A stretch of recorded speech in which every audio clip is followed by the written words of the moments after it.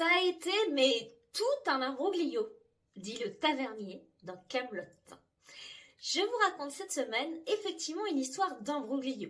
Il s'agit de l'histoire d'une locataire qui se plaignait de l'indécence de son logement.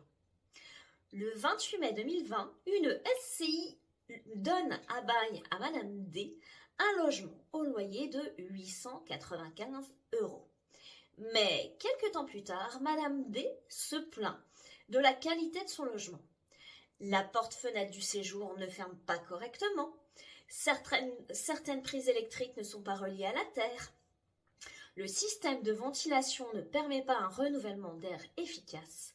Et enfin, la porte d'entrée laisse passer l'air, elle n'est pas hermétique. En septembre 2020, un inspecteur de salubrité de la mairie d'Antibes se déplace, constate les difficultés dénoncées par Madame D et la mairie demande au bailleur de réaliser les travaux nécessaires sous 2 mois.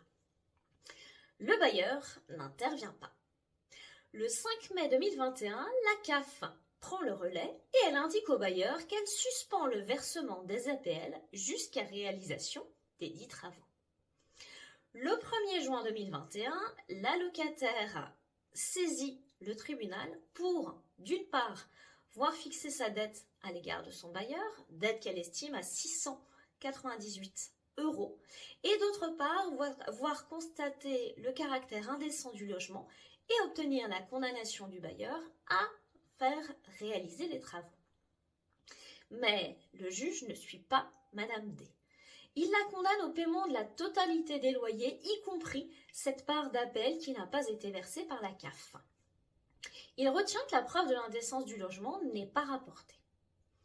Madame D ne se laisse pas démonter et interjette appel. La cour d'appel la déboute pour les mêmes raisons que le juge de première instance. Mécontente, Madame D forme un pourvoi en cassation. Elle reproche à la cour d'avoir fixé sa dette locative à la somme de 2 340 €, alors que lorsque la CAF constate qu'un logement ne répond pas aux critères de décence, le locataire n'est tenu du versement que du loyer, déduction faite des APL, et ce paiement partiel ne peut être considéré comme un défaut de paiement. À votre avis, a-t-elle obtenu gain de cause ? La réponse est oui. Dans cet arrêt du 14 décembre 2023, la Cour de cassation rappelle 1. Le logement doit être décent. 2. L'APL est versée sur sa demande au bailleur uniquement si le logement est décent. Et 3. Lorsque la CAF constate une non-décence, elle conserve l'APL jusqu'à la mise en conformité du logement. Le locataire verse alors le reliquat de loyer et le bailleur ne peut lui demander le delta. Et si le bailleur estime la décision de retenue des APL infondée, il peut s'adresser au juge administratif et uniquement à lui. Ainsi, 2 enseignements sont à retenir de cette affaire. 1. En cas de suspension des APL pour cause d'indécence du logement, le juge compétent est le juge du tribunal administratif. Et 2. Le bailleur ne peut en aucun cas réclamer le delta. Il ne peut pas estimer que le loyer n'a pas été entièrement réglé.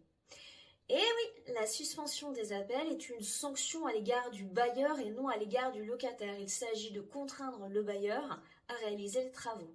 On est donc bien sur un imbroglio dans cette situation puisque le juge judiciaire refuse de condamner, estimant que la preuve de l'indécence n'est pas rapportée, tandis que le bailleur, lui, ne va pas pouvoir toucher les APL puisqu'il faut qu'il aille devant le juge administratif pour faire constater que son logement est parfaitement décent. Si cette vidéo vous a plu, vous pouvez la commenter, la liker ou la partager. Et bien évidemment, n'hésitez pas à vous abonner pour ne rater aucune de mes vidéos. Quant à moi, je vous dis à la semaine prochaine pour une toute autre thématique.